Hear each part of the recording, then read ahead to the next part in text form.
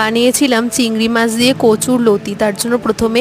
কড়াই নিয়ে তার মধ্যে জল দিয়ে সামান্য একটু নুন আর হলুদ গুঁড়ো দিয়ে কচুটাকে সেদ্ধ করতে দিয়েছিলাম। 10 মিনিট পর যখন কচুটা সেদ্ধ হয়ে গেছিলো তখন সেটাকে তুলে রেখে কড়াইয়ের মধ্যে সর্ষের তেল দিয়ে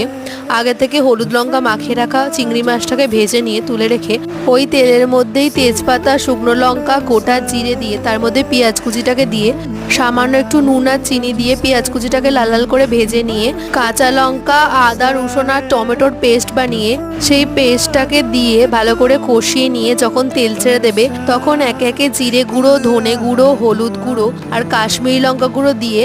আবারও ভালো করে কষিয়ে নিয়ে আগে থেকে সেদ্ধ করে রাখা যে কচুর লতি সেটাকে দিয়ে